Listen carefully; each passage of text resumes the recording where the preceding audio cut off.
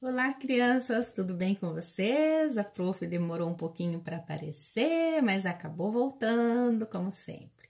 Estou morrendo de saudades, espero que vocês estejam bem. E hoje nós vamos falar um pouquinho de geografia. Vamos lá para nossa aulinha? Então, bora lá pegar o livro de vocês, que eu fico aqui esperando.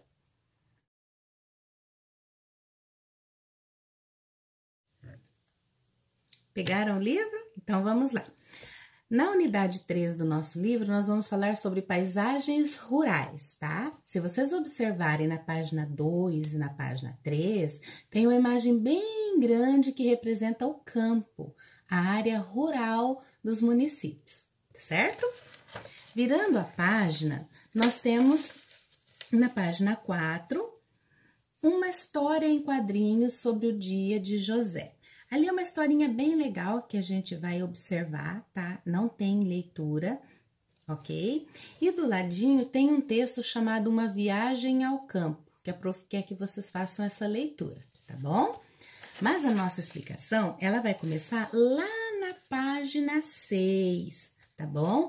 Paisagem do campo, tá? O que é o campo? O campo é a parte rural do nosso município, é onde tem as plantações, é onde se cria o gado, certo? É de onde vem a matéria-prima para a produção de alimentos, de roupas, de calçados, tá? Então, lembrando, o campo é a parte rural do nosso município, certo? Antigamente no campo não tinha estradas asfaltadas, o número de casas era muito pouco, tá? Hoje em dia já existem áreas rurais onde se tem asfalto, tem ruas pavimentadas, tem um pouco mais de casas. As casas no campo, elas são mais longes umas das outras. Elas não estão assim tão próximas como as nossas casas. Por quê? Porque o campo é uma área grande, é uma área de plantio. Então, as casas, as residências, elas são bem afastadas umas das outras, tá bom? Lá na página 6 ainda, vocês vão ver duas imagens, tá? A imagem de cima é uma imagem de uma área rural onde tem plantação, tá?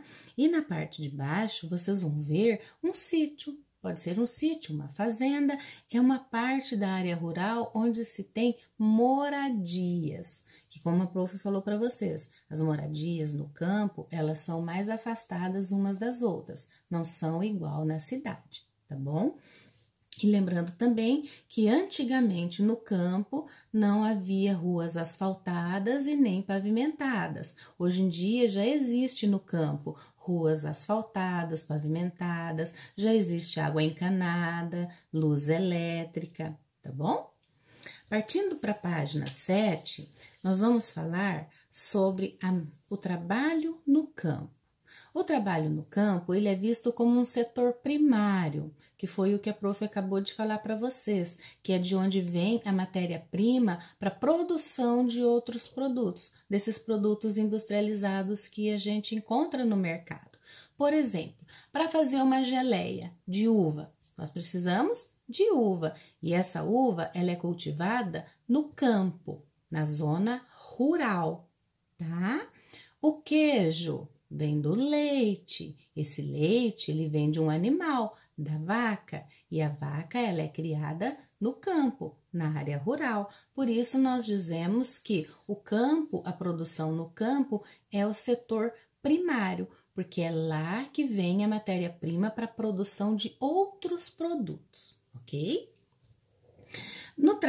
Referente ao trabalho no campo ainda, nós temos as agroindústrias e as fábricas de processamento. Essas fábricas de processamento são fábricas, indústrias que vão produzir esse produto que eu falei para vocês, como exemplo, o queijo, a manteiga, o requeijão, são derivados do leite, que são produzidos também numa parte da área rural. Então, para vocês verem que a parte rural do município, ela não tem somente casas e plantações, elas também possuem algumas indústrias e algumas fábricas de processamento, tá?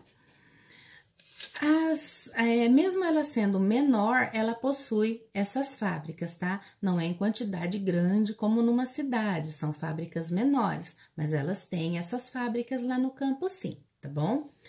No campo também existe uma pequena quantidade de comércio, tá?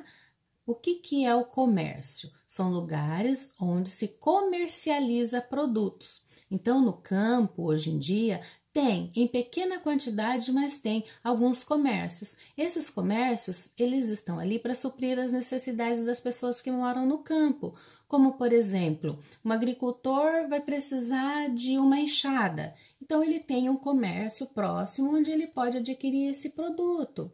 Sementes para plantio, ferramentas, todos esses produtos que ele vai usar na plantação, para criar do gado dele, para alimentar esse gado, ele pode encontrar no comércio que está localizado também na zona rural. Tá? E não só na zona urbana. Então, ele não precisa muitas vezes se deslocar em grandes distâncias para adquirir esses produtos. Ele pode adquirir ali mesmo, perto da casa dele, ok? Produtos alimentícios também, existem mercados. Hoje em dia, no campo, existe até escolas pequenas, mas existe. Tá? Então, nós temos comércio que comercializa ferramentas, roupas, mini mercados, nós chamamos de mini mercados e até escolas, tá bom? Tem parte da zona rural que possui até igreja. Então, para vocês verem que a área rural, ela não é uma área que só tem moradia, plantação e criação de animais. Ela tem também o comércio. Existe também comércio na zona rural, tá? Lá na página 8, nós vamos falar sobre... Deixa eu passar aqui para vocês. Nós vamos falar sobre agricultura. A agricultura, ela é o ato de plantar, tá? Planta-se soja, arroz, trigo. É um ato de cultivar a terra, tá? A agricultura, ela pode ser de duas maneiras. Policultura e monocultura. A policultura é aquele tipo de agricultura que se cultiva vários tipos de alimentos e é um tipo de agricultura menor, tá? São plantadas em pequenas áreas. Geralmente são familiares, são pessoas de uma família que trabalham com a policultura, tá? Já a monocultura, a agricultura, é uma agricultura maior, só se planta um tipo de produto. Por exemplo, monocultura, só se planta soja. Naquele espaço, naquela região, só se planta a soja, ou só se planta o milho, ou somente café. É monocultura, apenas um tipo de produto de vegetal é cultivado ali. A policultura, vários tipos, ok? Lá na página 9, nós vamos falar sobre a agricultura familiar, que foi o que eu falei para vocês ali agora. Eu dei um exemplo para vocês de policultura. Na agricultura familiar, as pessoas da família é que cuidam daquele pedacinho de terra, daquela parte onde vai ser plantada. Geralmente, a policultura, o que eles plantam ali, é utilizado para o consumo da família e muito pouca coisa é utilizado para venda, ok? Então, assim, é uma região, é um pedaço de terra, é um espaço onde a família trabalha para cultivar esses produtos. Pouca coisa é vendida, a maioria é para o consumo próprio. E geralmente, nessa agricultura familiar, trabalha-se muitas pessoas da família. Muitas pessoas, por quê? Porque por ser menor e ter vários tipos de produtos ali cultivados, vários tipos de vegetais, de plantas, o que acontece? Eles não utilizam máquinas grandes, como na monocultura. Então, eles utilizam instrumentos e ferramentas pequenas, de pequeno porte, e assim tem mais pessoas trabalhando. Na monocultura, como é só um tipo de produto que eles plantam, o que acontece? Precisa-se de máquina para colher, porque é uma extensão muito grande, é uma área muito grande. Então, se colocar muitas pessoas para trabalhar ali, mesmo assim eles não vão conseguir colher no tempo certo, plantar no tempo certo, porque eles têm um tempo de plantio e de colheita. Então, o que eles precisam? De máquinas grandes que façam esse trabalho. Então, o que acontece? Como uma máquina faz o trabalho de 10 pessoas, eles precisam de apenas uma pessoa para operar essa máquina. Então, a monocultura é uma cultura, é uma produção grande de um único tipo de produto, onde é utilizado máquinas para o trabalho nessa terra. A policultura, ela já é uma agricultura familiar, onde se utiliza ferramentas de pequeno porte e pessoas da família, onde os produtos algumas vezes são comercializados, mas a maior parte fica para consumo próprio da família, tá? Passando adiante, nós temos ali a agricultura familiar e as comunidades quilombolas. Vocês se lembram que a prof, lá no início do ano, a prof comentou com vocês que Quilombo dos Palmares foi um lugar quando os escravos fugiam, eles se refugiavam lá. E com o tempo, mesmo os escravos que ganharam a liberdade foram morar nessas comunidades. Essas comunidades chamadas quilombolas têm como ponto principal a agricultura. Então, eles plantam para a própria sobrevivência.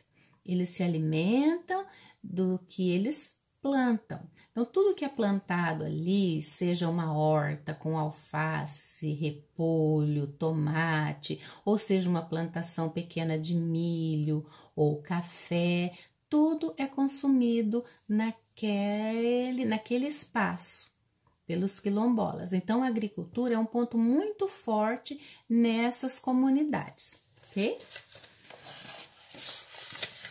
Lá na página 10, nós vamos falar sobre a pecuária. Então, nós já sabemos que a agricultura é o cultivo de vegetais, né? A parte vegetal. A pecuária, ela é a criação de animais, de todo tipo de gado. Então, tem o gado bovino, que é o boi, a vaca, tem o gado equino, que é cavalo, e assim por diante. E nós temos também as granjas, que são criações de aves. Ali na página 10, vocês vão ver uma imagem de uma granja, depois tem uma granja de porcos, logo abaixo tem o gado bovino, tem duas fotos de gado bovino para vocês, eu já vou explicar por quê, tá? Então, nós temos 4 imagens ali que representam exemplos de pecuária, que é a criação de animais, tá? Logo abaixo ali dessas 4 imagens, nós vamos ver o que é uma pecuária intensiva e uma pecuária extensiva. Intensiva é quando os animais são criados em confinamento, num lugarzinho mais fechado, cercado, tá? Eles não podem correr livre pelo um pasto, vamos dizer assim. Eles são criados num lugar cercado e eles têm muito mais atenção e muito mais cuidado do que os outros animais que são criados mais soltos. Porque geralmente são gado reprodutor, gado que é enviado para abate. O que é o abate? Eles matam o animal para vender a carne e o couro. Então, são animais que são confinados e criados com mais cuidado. Então, além da vacinação, eles têm os veterinários que vêm olhar o pelo, fazer fiscalização nas patas dos animais, muitas vezes até nos dentinhos deles para ver se eles estão bem saudáveis, tá? Essa é a pecuária intensiva, com bastante cuidado para o animalzinho e o animal é criado confinado.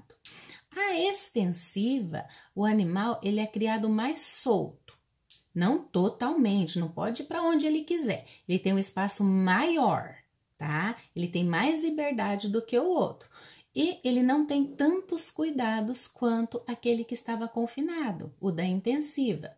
Na pecuária extensiva, preocupa-se mais com a vacinação.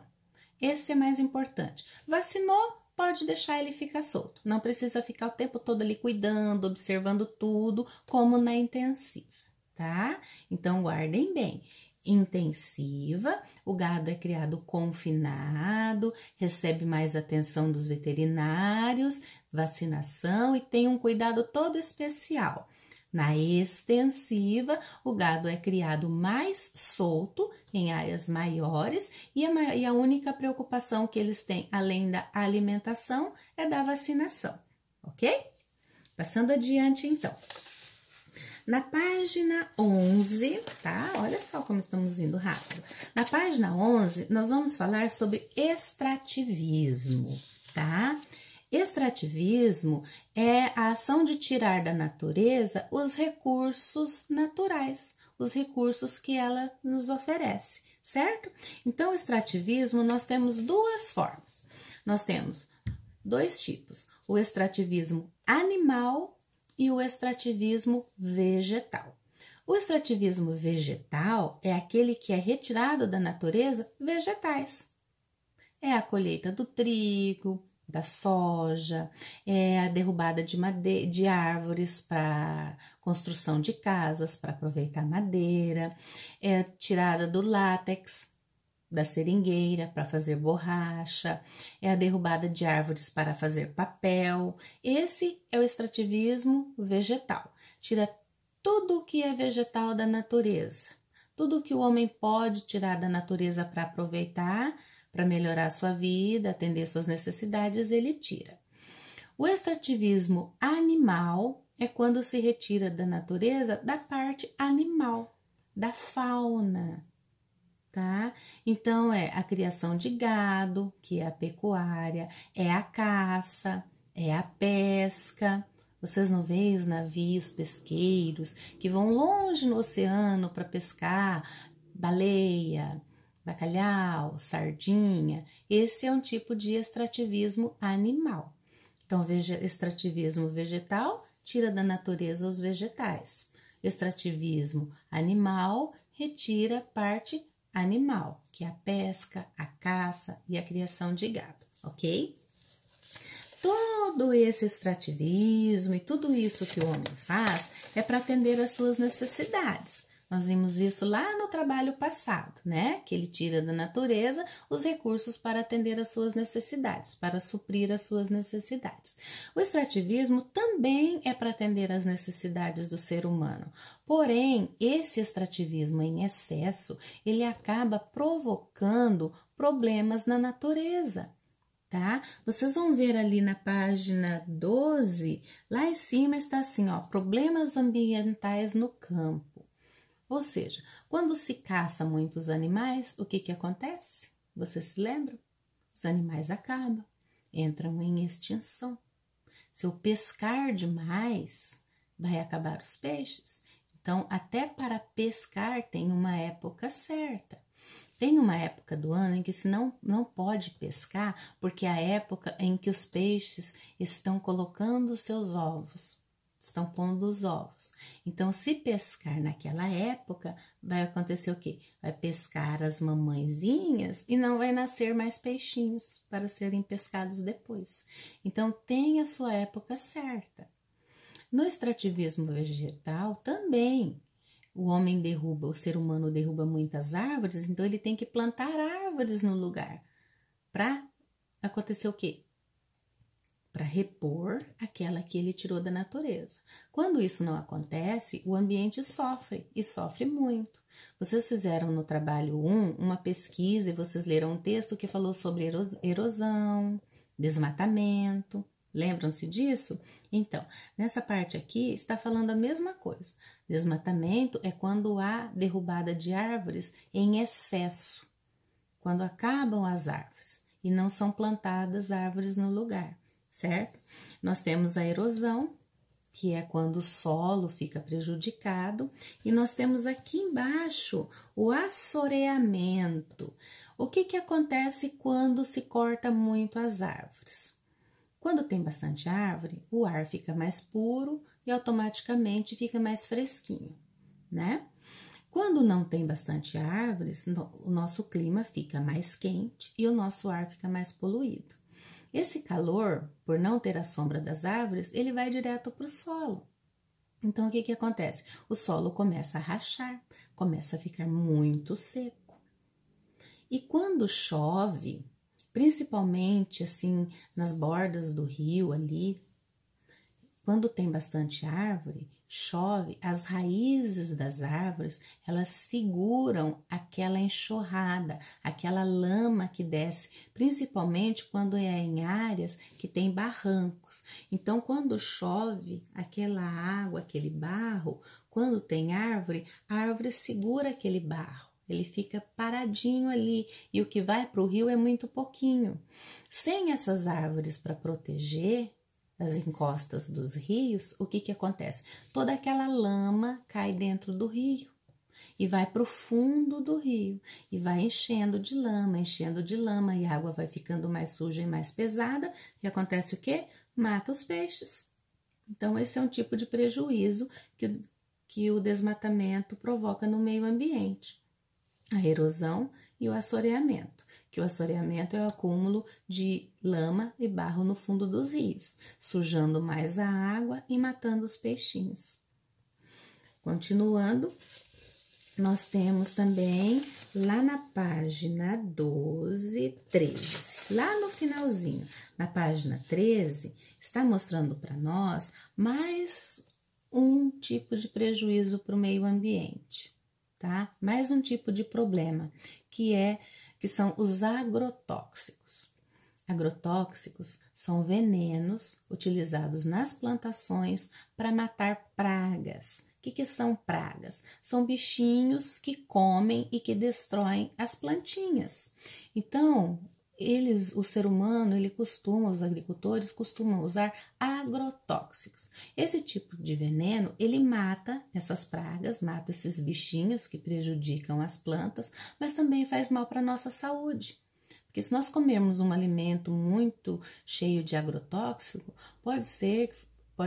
futuramente eu posso ter problemas de saúde. Posso ter dor de estômago, posso ter uma alergia, posso desenvolver vários tipos de doença. Tá? Então, o agrotóxico ele é muito prejudicial para a nossa saúde e para o solo também, porque onde cai esse veneno, a planta vai nascer contaminada. Hoje em dia, existem muitas maneiras de acabar com essas pragas sem o uso de agrotóxico. Tá? E ali na página 13, vocês vão ver a parte de cima, uma pessoa usando o agrotóxico. Ele é tão tóxico que, tóxico até no nome, agrotóxico, veneno para agricultura, tá?